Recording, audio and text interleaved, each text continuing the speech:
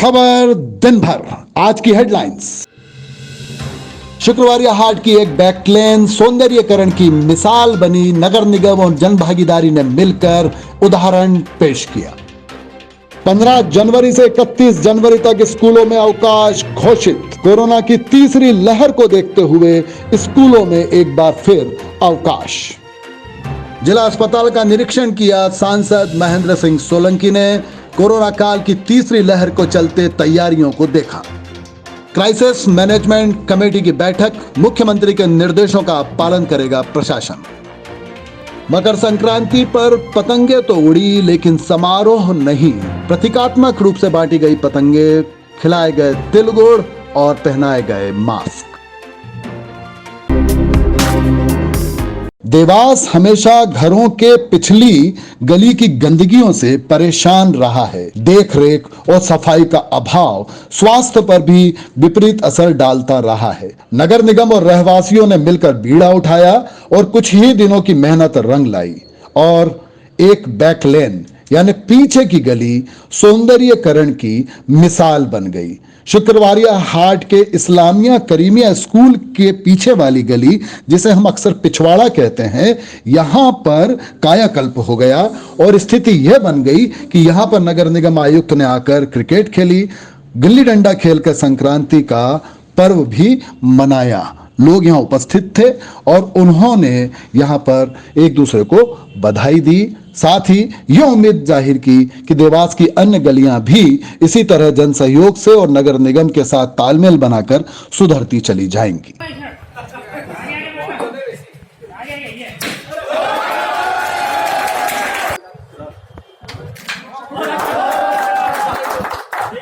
शुक्रवारिया क्षेत्र के इन रहवासियों ने लोगों को प्रेरित किया और सभी ने मिलकर अपनी गली को संवारा।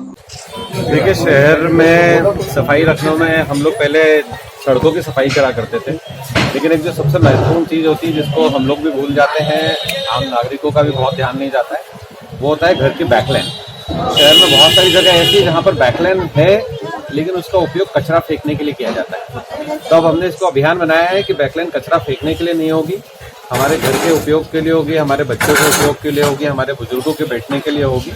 तो हम इस बैकलेन को अब साफ रखेंगे, स्वच्छ रखेंगे, उसको लेकर हम लोगों ने अभियान चलाया है। आज पहली बैकलेन का हमने यहाँ शुभारंभ करा है।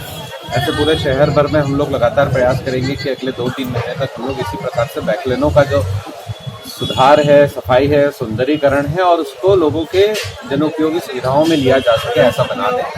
देखिए, निश्चित रूप से यहाँ पर नगर निगम तो रहने नहीं वाला है, यहाँ रहवासी रहेंगे या उनके बच्चे रहेंगे। तो मेरे रहवासियों से यही, सभी से ये अनुरोध है कि बैकलेन में कचरा नहीं फेंकें, अपने घर का जो भी गंदा पानी है वो सीवरेज में जाए। घर की छतों का पानी भी बैकलेन में नहीं आना चाहिए और अगर ये बैकलेन साफ रहेगी तो उन्हीं के उपयोग के लिए रहेगी, क्योंकि ये बैकलेन तो मार्केट में है।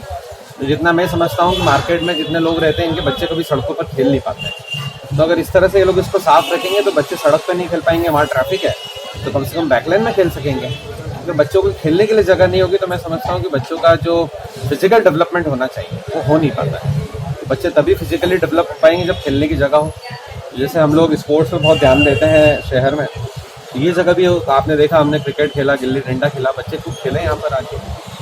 तो रहवासियों से यही अनुरोध है कि इसको अब आगे स्वच्छ रखना उनकी जवाबदारी है। कोरोना की तीसरी लहर को देखते हुए एक बार फिर स्कूलों में अवकाश। कक्षा पहली से कक्षा 12वीं तक रहेगा अवकाश। 15 जनवरी से 31 जनवरी तक का अवकाश। क्राइसिस मैनेजमेंट की बैठक में मुख्यमंत्री के निर्देश। अब नहीं लगेंगी कक्षाएं 15 जनवरी से 31 जनवरी तक। 26 जनवरी के कार्यक्रम में शासन से अलग से निर्देश आते हैं, पर आज बैठक के दौरान माननीय मुख्यमंत्री जी ने कहा था कि क्लास 1 से लेकर के 12 तक के 31 जनवरी तक अभी ये स्कूल्स बंद रहेंगे। जैसे शासन के निर्देश आएंगे उसके अनुपूरक निर्देश जो है जिला स्तर से जारी करके। कोरोना काल की तीसरी लहर को देखते हुए तैयारियों का जायजा लेने महेंद्र सिंह सोलंकी सांसद देवास शाजापुर क्षेत्र आज जिला चिकित्सालय पहुंचे और वहां पर ऑक्सीजन प्लांट, किट की स्थिति और अन्य सुविधाओं को देखते हुए आवश्यक निर्देश भी दिए। क्राइसिस कमेटी की बैठक में मुख्यमंत्री ने ये निर्देश भी दिए थे कि समस्त जनप्रतिनिधि, विधायक, सांसदगण जिला चिकित्सालय या स्थानीय चिकित्सालयों पर जाएं और वहां की सुविधाओं का और किस तरह की परेशानियां आ रही हैं उसका जायजा लें और मौके पर उसका निराकरण भी करें। आज सीएमएचओ, कलेक्टर और स्थानीय प्रशासनिक अधिकारीगण, जनप्रतिनिधि भी सांसद महेंद्र सिंह सोलंकी के साथ रहे। आज क्राइसिस मैनेजमेंट कमेटी की जो मीटिंग माननीय मुख्यमंत्री जी ने ली थी, उसमें उन्होंने सभी जनप्रतिनिधियों को निर्देश दिया था कि वो अपने जिला अस्पताल का जाकर निरीक्षण करें। मैंने आज महात्मा गांधी जिला चिकित्सालय देवास का निरीक्षण किया है। यहाँ पर दवाइयों की क्या उपलब्धता है, कितने बेड उपलब्ध हैं, कितने बेड ऑक्सीजन से संबंधित उपलब्ध है, साथ ही मेडिकल ऑक्सीजन प्लांट जो यहाँ पर इंस्टॉलेशन किया गया था वो सुचारू रूप से चल रहे हैं या नहीं, इन सारी चीज़ों की व्यवस्थाओं को देखने के लिए मैं यहाँ पर आया था। जिला प्रशासन ने और हॉस्पिटल मैनेजमेंट ने बहुत अच्छी व्यवस्था यहाँ पर बना के रखी है। कुछ छोटी मोटी कमियों पे निगाह गई, इसके बारे में मैंने सीएमएचओ साहब को, सिविल सर्जन साहब को निर्देशित किया है कि इस व्यवस्था को जल्दी से जल्दी बढ़ाएं। तीसरी लहर को दृष्टिगत रखते हुए पूरी तरह से जिला प्रशासन तैयार है, हॉस्पिटल मैनेजमेंट स्टाफ पूरी तरह से तैयार है। किसी भी व्यक्ति को कोई चिंता करने की आवश्यकता नहीं है। बस मेरा यही निवेदन है कि सभी लोग मास्क लगा कर रखें और कोविड की जो प्रोटोकॉल है उसके नियमों का पालन करें।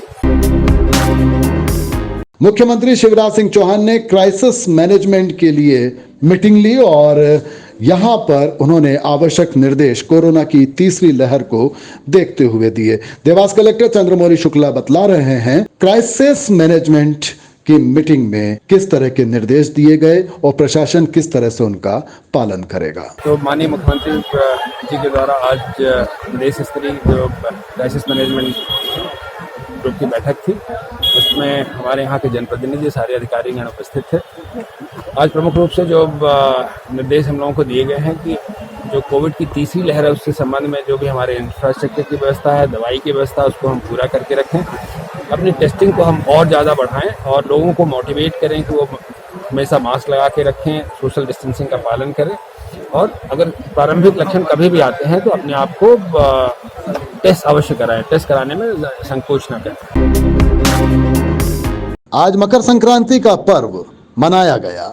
पतंगे आसमान में दिखी जरूर, लेकिन जमीन पर समारोह नहीं दिखाई दिए। प्रतीकात्मक रूप से तिल, गुड़, लड्डू बांटे गए। पतंगे भी प्रतीकात्मक रूप से बांटी गई और साथ ही बांटे गए मास्क। जनप्रतिनिधि, युवा जनप्रतिनिधि, समाज सेवी सभी सड़कों पर थे और संदेश एक ही था, मास्क पहनिए और कोरोना से दूर रहने का हर संभव प्रयास कीजिए। कुछ इसी तरह से मनाया गया आज मकर संक्रांति का पर्व। घरों में अलबत्ता धार्मिक रीति रिवाज से जो कार्य होते हैं वो किए गए। शहर कांग्रेस की ओर से मकर संक्रांति और पोंगल पर्व की हार्दिक शुभकामनाएं शहरवासियों को दी गई। शहर कांग्रेस कमेटी द्वारा जवाहर चौक पर प्रतीकात्मक रूप से निःशुल्क पतंग वितरण, मास्क और तिल गुड़ बांटकर मकर संक्रांति का त्योहार मनाया गया।